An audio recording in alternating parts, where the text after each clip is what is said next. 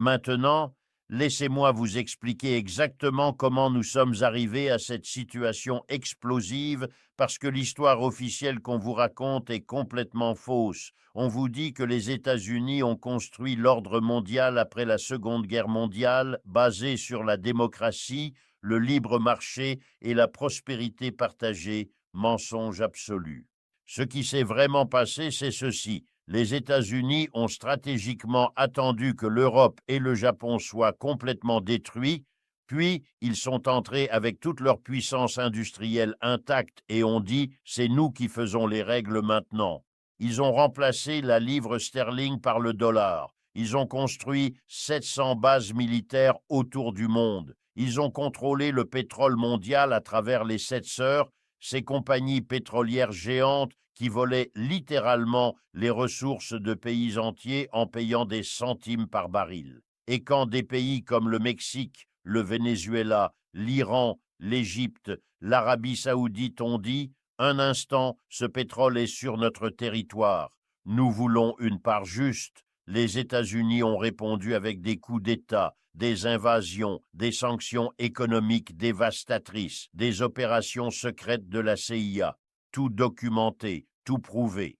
Mais maintenant, regardez ce qui se passe. Trump et son équipe réécrivent complètement cette histoire. Dans le document de sécurité nationale publié le 4 décembre, il présente un récit où les États-Unis ont été la victime pendant 75 ans. Selon eux, les Britanniques, les Canadiens, les Mexicains, les Européens les ont escroqués, maltraités, profitant de leur bonté. C'est absolument délirant. Si vous croyez cette version, alors vous devriez accepter que tout l'establishment politique américain, républicain et démocrate, ont été totalement incompétents pendant 7 décennies jusqu'à ce que Trump arrive enfin, le génie sauveur qui va tout arranger. C'est tellement ridicule que ça fait rire, mais c'est extrêmement dangereux parce que sur ce récit faux, ils construisent des politiques réelles qui affectent des millions de personnes. Et regardez comment ils réécrivent spécifiquement le sujet du pétrole vénézuélien.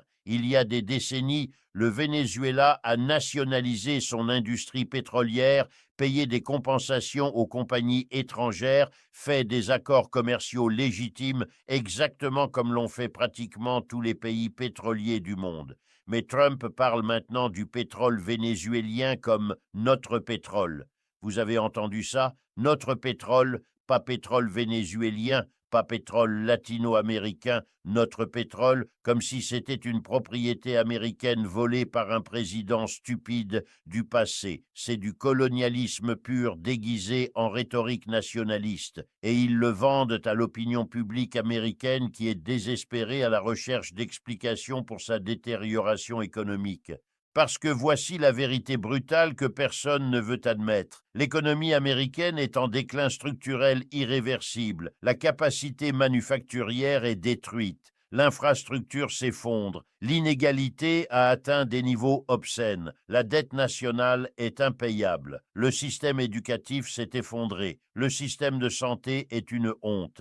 Et au lieu d'affronter ces problèmes structurels qui nécessitent des changements profonds dans le fonctionnement du capitalisme, Trump et son cercle offrent une solution magique. Tarifs douaniers, menaces militaires et voler les ressources de pays plus faibles. C'est exactement la même stratégie qu'ont utilisé les empires européens dans leur phase de déclin terminal. Et ça ne fonctionne jamais à long terme.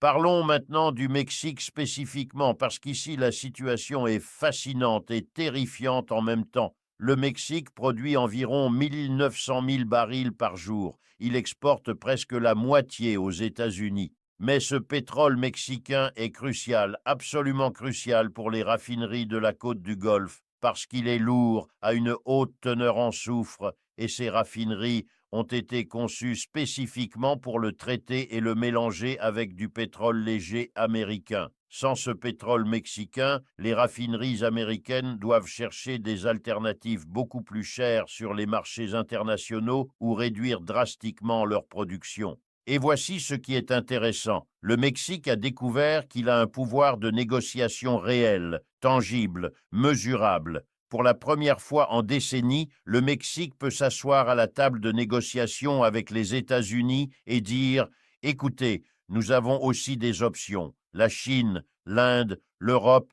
achètent du pétrole comme des fous. Si vous nous pressez trop avec des menaces de tarifs douaniers ou de déportations massives, nous pouvons rediriger nos cargaisons. Et les États-Unis savent qu'ils ne bluffent pas. Le Venezuela est encore plus dramatique. Pendant des années, les États-Unis ont imposé des sanctions économiques dévastatrices, spécifiquement conçues pour étrangler l'économie vénézuélienne et forcer un changement de régime. Ça n'a pas marché. Le Venezuela a survécu, bien qu'avec un coût humain terrible. Et vous savez comment il a survécu? En vendant du pétrole à la Chine, à la Russie, à l'Inde, à la Turquie, en créant des routes commerciales alternatives complètement en dehors du système contrôlé par les États-Unis. Et maintenant, il s'avère que ces relations commerciales qu'ils ont construites par nécessité pendant les sanctions leur donnent exactement le levier dont ils ont besoin. Le Venezuela peut dire à Washington « Vous nous avez sanctionnés, vous nous avez bloqués, vous avez essayé de nous détruire. Maintenant, vous avez désespérément besoin de notre pétrole. Vous voulez négocier? D'accord, mais ce sera selon nos termes. C'est une inversion historique du pouvoir qui rend les stratèges à Washington absolument désespérés. Et voici la partie qui devrait vraiment nous effrayer tous. Quand un empire en déclin perd sa capacité économique de contrôler des régions qu'il considère cruciales pour ses intérêts, il recourt typiquement au seul outil qui lui reste, la force militaire. Et c'est exactement ce que nous voyons avec Trump. Observez attentivement la rhétorique. Il ne parle plus de diplomatie, d'accords mutuellement bénéfiques, de coopération internationale.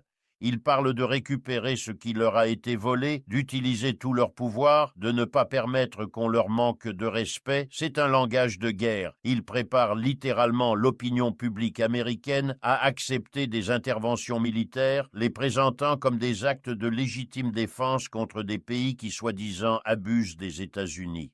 Regardez ce que Trump a dit sur les drogues et le Venezuela. Il a essentiellement déclaré qu'ils vont utiliser la marine pour aborder des navires, qu'ils ne vont pas suivre les procédures légales internationales, qu'ils vont agir unilatéralement parce que les présidents précédents étaient stupides. C'est extrêmement dangereux. Ce n'est pas de la rhétorique vide. Ils établissent le cadre légal et politique pour justifier des actions militaires directes. Et s'ils attaquent vraiment le Venezuela, s'ils débarquent des troupes, s'ils lancent une intervention militaire sérieuse, les conséquences seraient catastrophiques, non seulement pour le Venezuela, mais pour toute la région et potentiellement pour l'ordre mondial.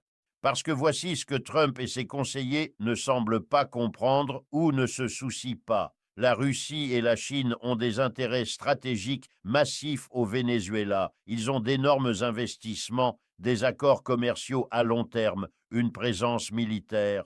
Si les États-Unis attaquent le Venezuela, la Russie et la Chine ne vont pas rester assises à regarder. Ils peuvent répondre d'une centaine de manières différentes. Ils peuvent couper les exportations de terres rares, essentielles pour l'industrie technologique. Ils peuvent inonder le marché avec du pétrole bon marché, effondrant les prix. Ils peuvent accélérer la dédollarisation du commerce international. Ils peuvent fournir des systèmes de défense avancés au Venezuela. Ils peuvent créer des crises dans d'autres régions du monde où les États-Unis sont vulnérables.